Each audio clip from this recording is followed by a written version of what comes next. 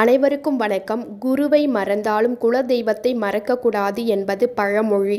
குலம் காக்கும் தெய்வம் குலதெய்வம். குலதெய்வ வழிபாட்டை யார் ஒருவர் சரிவர செய்து வராங்களோ அவங்களுக்கு எந்த ஒரு பிரச்சனையும் ஏற்படாது. நவ கிரகங்களும் துணையாக நிற்கும். குல தெய்வத்தினை குல தேவதைன்னு சொல்லலாம். சாதாரணமாக கோயிலுக்கு போகும்போது தேங்காய், பூ, பழம் வாங்கி அர்ச்சனை செய்துட்டு வருவோம். ஆனால் குலதெய்வ வழிபாட்டில் பொங்கல் வைத்து படையலிட்டு அதன் பிறகு அர்ச்சனை செய்ய வேண்டும்.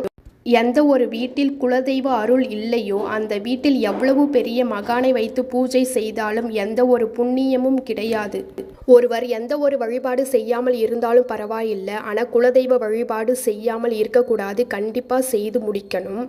எந்த ஒரு செயல் செய்வதற்கு முன்னாடி குலதெய்வ வழிபாட்டை மேற்கொண்டு செய்தால் அது நன்மையாகவே முடியும். நம்மளால் அடிக்கடி குலதெய்வ வழிபாடு மேற்கொள்ள முடியலனாலும் பரவாயில்லை, வருடத்திற்கு ஒரு முறையாவது குலதெய்வ வழிபாடு மேற்கொண்டால் ரொம்ப நல்லது. எந்த ஒரு நல்ல விஷயம் செய்ய இருந்தாலும் குலதெய்வத்தை வணங்கிவிட்டு அதன் பிறகு அந்த காரியத்தில் ஈடுபட்டால் ரொம்ப சிறப்பு. இப்போ இருக்கிற காலகட்டத்தில் எல்லாருக்கும் ஏதோ ஒரு வகையில் பிரச்சனைகள் இருக்குது. அந்த பிரச்சனையை சரியாக்க குலதெய்வத்திடம் வேண்டுதலை வைப்போம். அந்த வேண்டுதலை சரியாக நாம் செய்து முடிக்க வேண்டும். பிரச்சனைகள் சரியானதும் நம்மளுடைய வேண்டுதலை நாம் மறந்து விடுவோம். அப்படி மறக்கக்கூடாது. நம்மளுடைய வேண்டுதல் என்னவோ அதை சரியாக செய்து முடிக்க வேணும். எந்த ஒரு தெய்வத்தை வணங்குவதற்கு முன்னாடி நாம் பிள்ளையாரை வணங்கிவிட்டு தான் அடுத்தடுத்த தெய்வங்களை வணங்க வேண்டும்.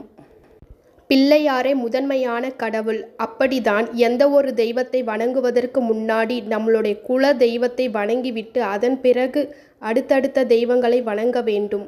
குல தெய்வம் நம் கஷ்டங்களை தீர்க்கும் தெய்வம், நம் குல மக்களை காக்கும் தெய்வம். நம் முன்னோர்களின் பாரம்பரிய பழக்கம். பொதுவாக குழந்தை பிறந்தா நம் குலதெய்வ கோயிலுக்கு சென்று தான் முடி காணிக்க செலுத்துவாங்க, காது குத்துவாங்க. சுப நிகழ்ச்சிகள் அனைத்தும் குலதெய்வ கோயிலுக்கு சென்று தான் செய்வாங்க. யார் ஒருவர் குலதெய்வத்தை முழுமையாக வழிபட்டு வருகிறார்களோ அவர்களுக்கு குலதெய்வ அருள் முழுமையாக கிடைக்கும். குல தெய்வமே நம் குலத்தை காக்கும் தெய்வம். நெக்ஸ்ட் வேற ஒரு வீடியோவில் பார்க்கலாம். Okay, thank you friends.